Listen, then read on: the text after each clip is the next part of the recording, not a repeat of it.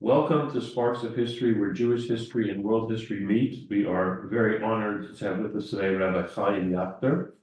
Rabbi Jachter is a noted educator, prolific author, as well as a highly experienced Dayan Rabbinical Court Judge. Rabbi Jachter earned his bachelor's and master's degrees at Yeshiva University and earned his rabbinical ordination smicha from the Rabbi Elchanan Theological Seminary. Rabbi Jachter serves currently as the rabbi of Sha'arei Orah, the Sephardic congregation of Teaneck. Rabbi Jachter is an expert on the laws of Jewish divorce and chairs the Agunah Prevention and Resolution Committee of the Rabbinical Council of America. Rabbi Jachter has authored numerous books, including the Gray Matter series, Reason to Believe, Depths of Yonah, From David to Destruction, the Halakhot of Eruvin, Opportunity in Exile, an in-depth exploration of Sefer Daniel, Bridging Traditions, Demystifying Differences between Sephardic and Ashkenazic Jews, Chaos to Kinship, Power of Shabbos, Shabbat and Electricity in the 21st Century, and much, much, much more that we haven't mentioned. And today we will be looking at the book of Daniel and its relevance in our times today. Rabbi Jachter, thank you for joining us. We appreciate it very much. Thank you. Thank you so much, Rabbi Lieberman, for having me. Pleasure. Just to get started, who was Nebuchadnezzar and what was his impact on Jewish history?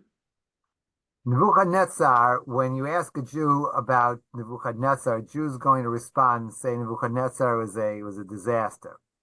So to us, he's one of our chief villains, we could call it that. He was the one that destroyed the first temple, the first Beis Hamikdash, and he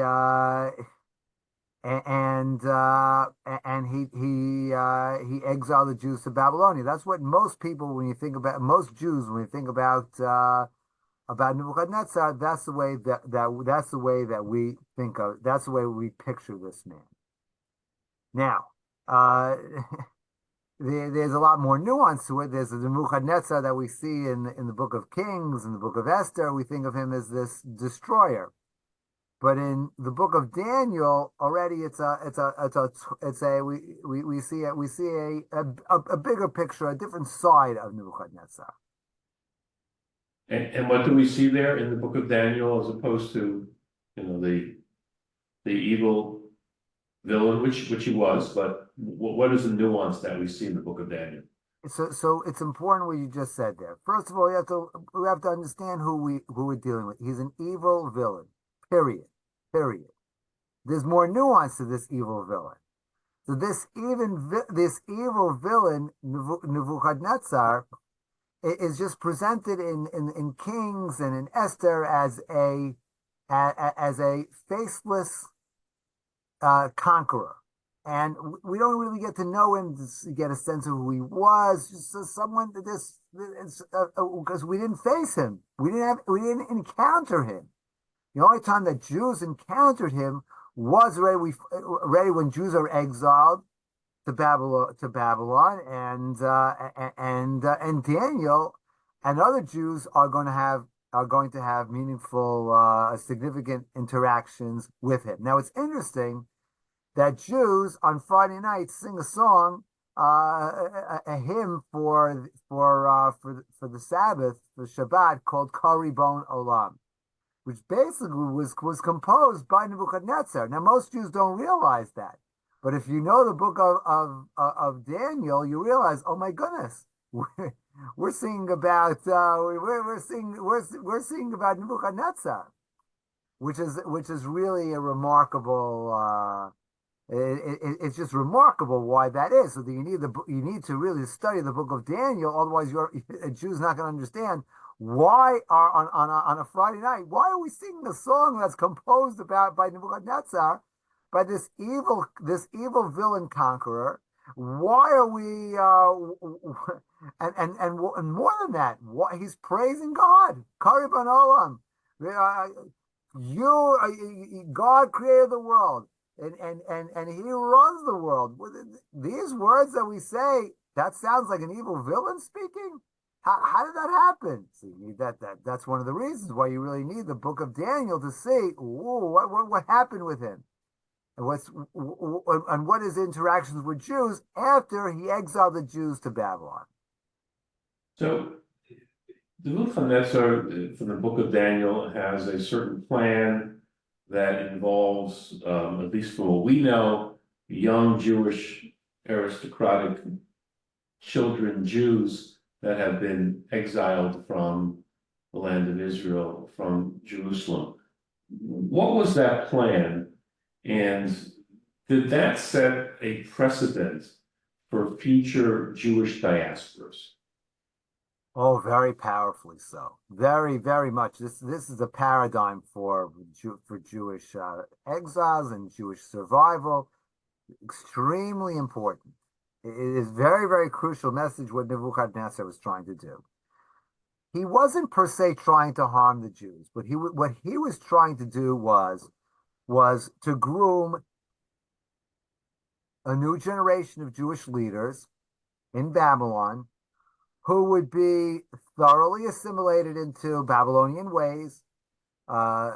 Nebuchadnezzar would have them raised in his palace, eating Nebuchadnezzar's food, and they would become good Babylonians. And yet these were Jews, handsome, charismatic, and Jews of the royal line. And Nebuchadnezzar hoped that what would he do to the Jewish exiles? That Daniel and his friends would stop being Jews. Rather, they would lead the Jews into gradually assimilating into Babylonian society and to becoming good Babylonian citizens like everybody else, and stop being Jews. So, and he thought this was the best in Nebuchadnezzar's mindset. This is the best for the exiles. Why should they be different than everybody else? Let them be everybody. Let them fit with everybody else. But for the Jews, this means cultural suicide. We can't continue like that. And what Daniel did, and that's why Daniel's an extremely important role model for us. He resisted that plan. But yes and no. He resisted, but he didn't resist. He agreed to grow up to be groomed as a leader in Nebuchadnezzar's palace. That he went along with. That's not a problem. What he didn't agree with was to eat non-kosher. Daniel saying something extremely important. I'll eat kosher. I must have kosher. I'm going to keep my Jewish ways. But you know what else? I'm going to be a productive citizen here in Babylon. I'm going to learn how to be. I'll learn the Babylonian language. I'll learn how to interact with the king. I'll learn how to advise the king. I'll learn how to contribute. I want to be a contributing citizen here in Babylon.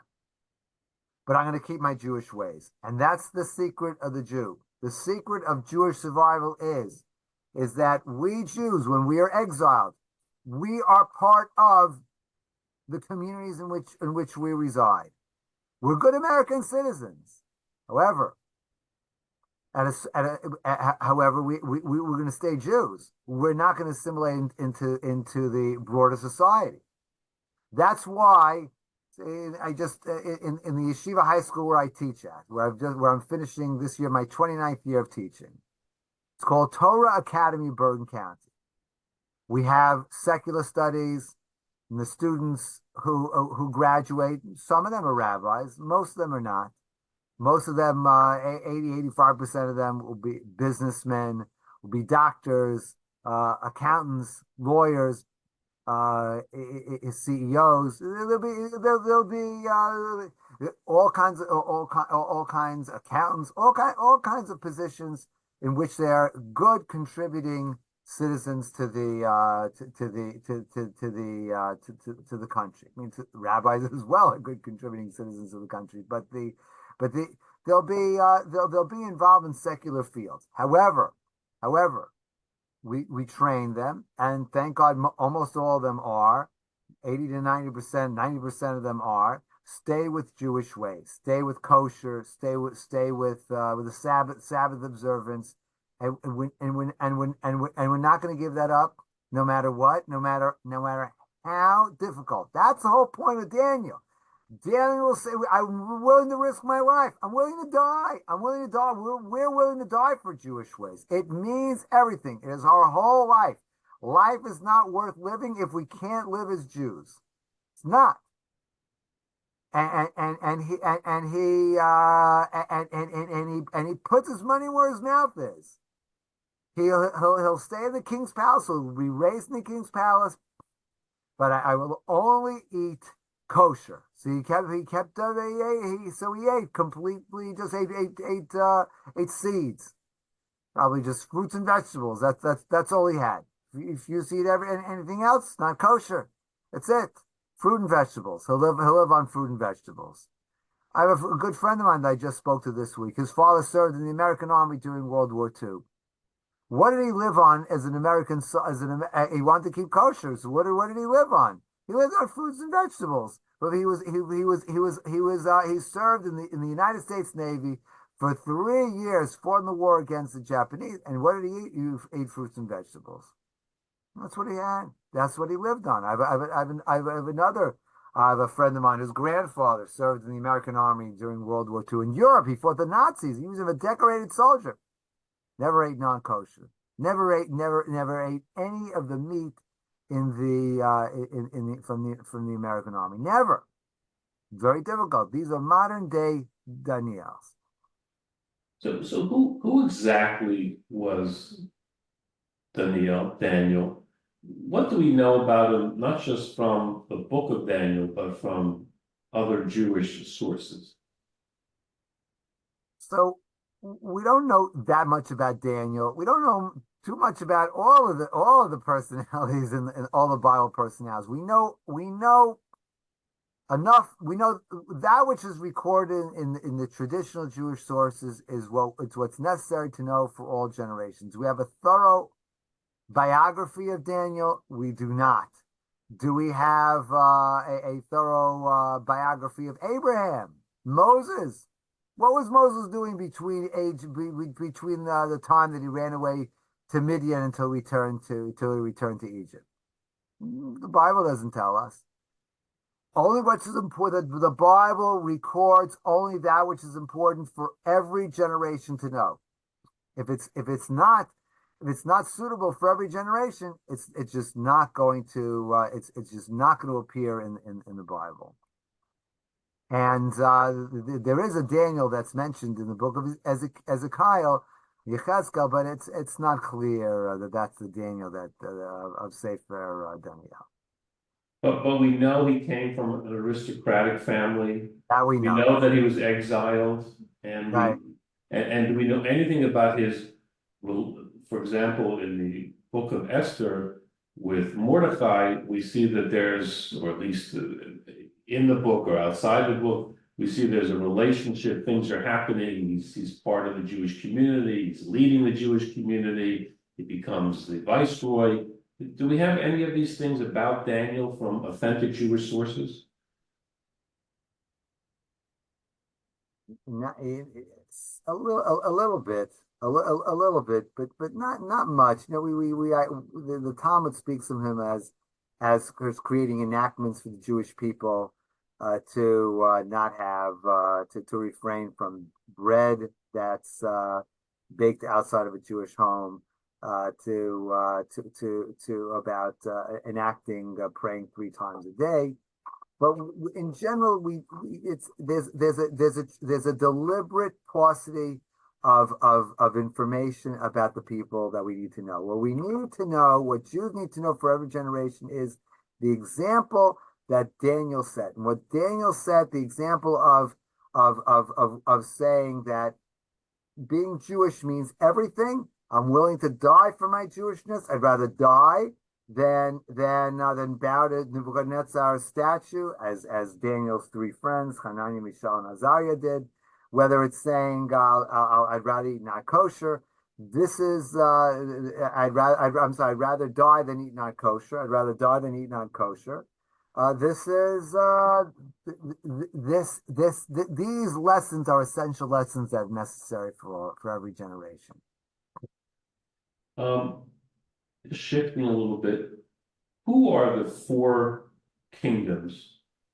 Why are they the paradigm for world history? And is the fourth kingdom still around, still extant? Okay, so so part of the interesting and the fascinating interactions of the book of Daniel is that Nebuchadnezzar has dreams, and no one can interpret it. No one can interpret it because he won't tell anybody the dreams. You have to tell. You have to tell me the dream, and you have to give me the interpretation. It's crazy. You have to know the question and the answer. You have to know the question and the answer. How do you know the questions? How do you even know? But God helped Daniel. Was also a tremendously great lesson. God makes miracles that enables us to survive in exile. The Jewish survival over the last 2,000 years in exile, I want to emphasize, is a greater miracle than the splitting of the sea, and then God appearing at Sinai, the 10 plagues. All of the miracles of the Bible are far outshadowed by our survival of the last 2,000 years. And that's already, and the miracles that God makes, subtle, some more subtle than others, that God makes in the book of Daniel are a paradigm for the miracles that will sustain the Jews in their miraculous survival of the exile the last 2,000 years.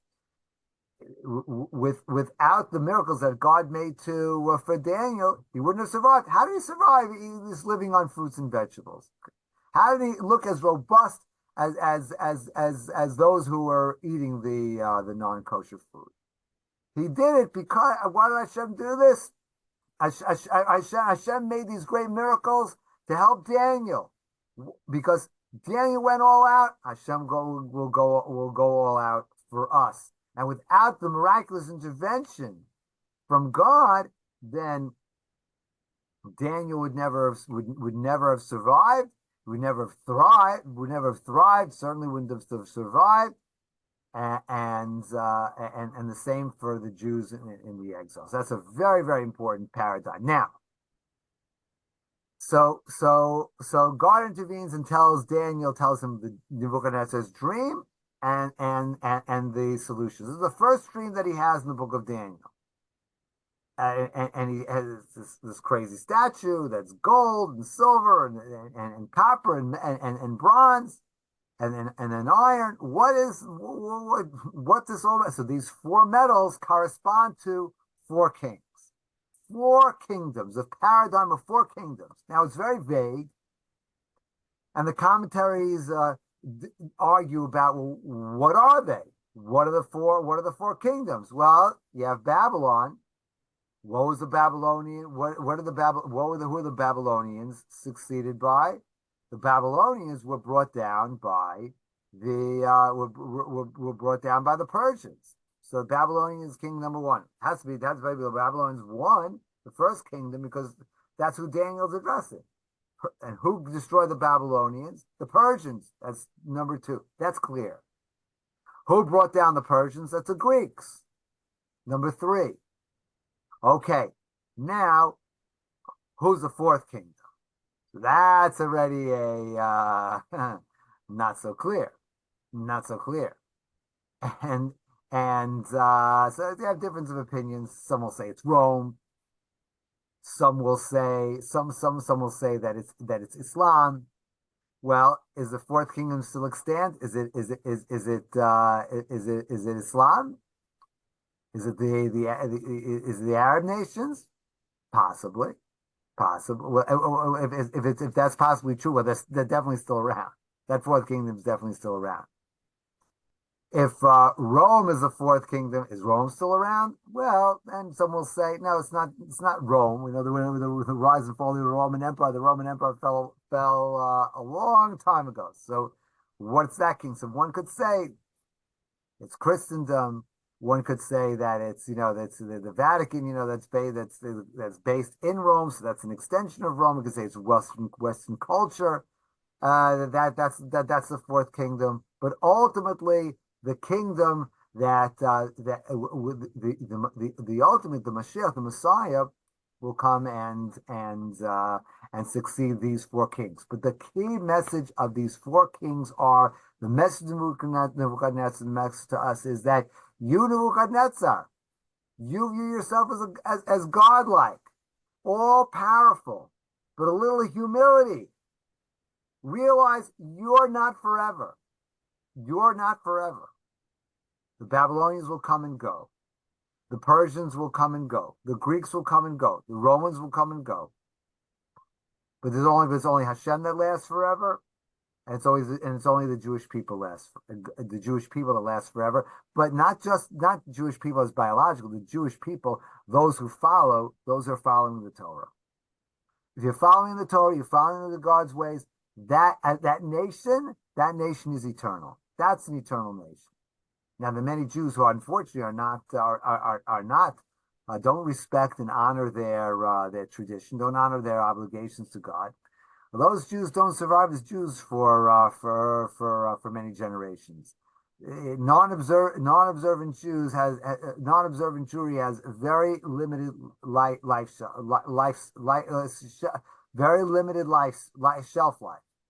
It doesn't last. The ones that are eternal are the ones that are plugged into God's eternal word, and you keep God's eternal word and world, and those are the nations that succeed all these four kingdoms. I was at an exhibit in the Metropolitan Museum of Art in Manhattan in 2014, where they had a remarkable collection of artifacts from all sorts of cultures in the ancient world, and it was remarkable. Now I brought three of my older children to that exhibit, and it was fascinating. This was like an unbelievable display at the museum. You had artifacts from the entire Mediterranean basin and beyond. Remarkable. It's like an all-star artifacts. And a thinking person would say what was the most remarkable phenomenon in the museum that day. It was my family were the most remarkable, because I didn't see any Babylonian parents taking their children, showing them the ancient artifacts from their time. I didn't see any. I didn't see any Roman or Greek or Persian. Hey, this is the artifacts from our ancestors. No, they're not around. Those kingdoms came and gone and lost. But when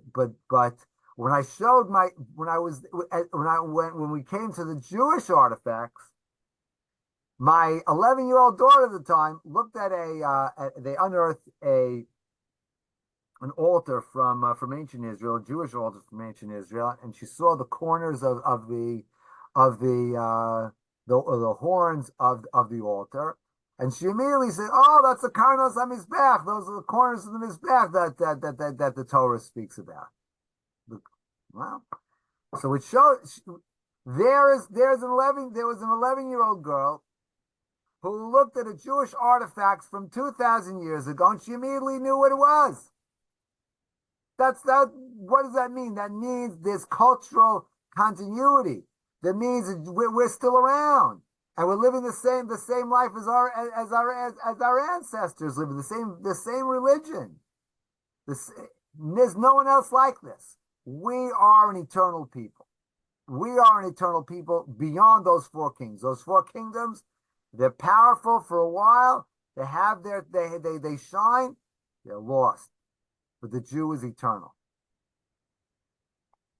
There's a perception, perhaps, that Book of Daniel is not taught as much as other books of the Tanakh, of the Jewish Bible.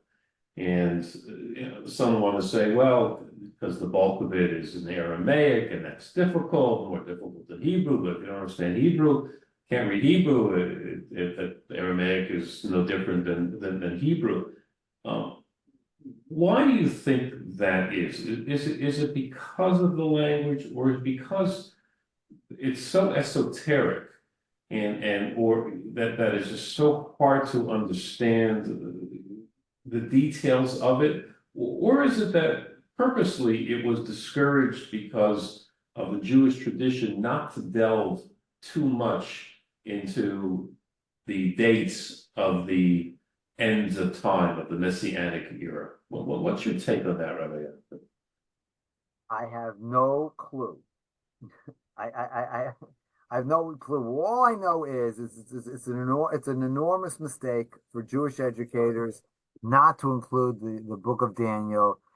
It's compelling. It's a compelling learning, but the educators themselves have to understand it. Once you understand the book, once you understand the basics of the book, which is not that difficult to understand. Okay, you can't manage the Aramaic, just go into translation. Better yet, learn Aramaic. It's time to leave. No reason. A Jew has to know Aramaic, and should be able to learn it. But there's plenty of translations. There's no reason to avoid delving deep into the book of Daniel, because its lessons are paramount. They are more relevant than ever. How a Jew survives in exile, the eternity of the Jewish people. These are priceless lessons, and we ignore Book of Daniel at our loss, at a tremendous loss. How should the Book of Daniel, aside, of course, from your book, which I had a chance to go through, how should the Book of Daniel be taught? How should it be learned? Are there specific ways to look at it? Are there certain commentaries that are more important than others? How should it be taught? How should we learn it? It's a good question. Okay, as far as I'm aware of one book that forgive me, but I like my book, the opportunity in exile, which I wrote on Daniel. And I posted online. I gave it to the folks at Seminary to post online. I'm not looking necessarily for you to buy my book. I'm more than happy if you buy the book. But if it's not possible, then it's on Amazon. But whatever, it's not something that a person is able to do. It's posted online. Study it, and it gives you plenty and rich opportunities to look up to look up sources, to look up other opinions, other approaches. But this is not a bad entryway into understanding this book. And what was helpful to me was from Yeshiva University, Rabbi Yaakov Meidan put out a very very fascinating work on the book of Daniel. So I would say my book really is an extension of his book on Daniel, which is available in Hebrew, but it's translated into English. I don't know if it's released as a book yet, but it is available in English translation on the website of Yeshivat Har Etzion, at the on their VBM, on their virtual Beit Midrash. So it's easily that's also free access. So you can read Rabbi Meidan's book, read my book, which is basically a furtherance and a lot of criticisms of various points in Rav Meidan's book. So Rav Meidan's book and my book, the very, very good start to be able to get into the world of Daniel and to cull the tremendous lessons that need to be learned from this sefer. Any parting words in terms of, again, the book of Daniel and the messages that we should take out from it?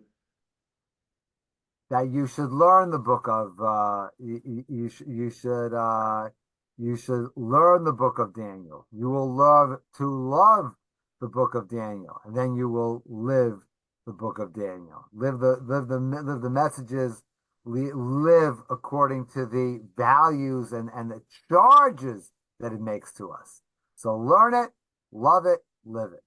Okay. Again, Rabbi Jachter, this has been fascinating. I know it's just the tip of the iceberg in terms of Sefer Daniel and all the work that you've done, but urge all our visitors and listeners, Opportunity in Exile, an in-depth exploration of Sefer Daniel, available if you're one of those people that needs a hard copy, which is always great to have in the house on Amazon, and as Rabbi Jachter said, also in Sephardic as well, that you could be downloaded. Rabbi Jachter, thank you so much. We appreciate it very much. Thank you. Pleasure. Thank you. Thank you for hosting me.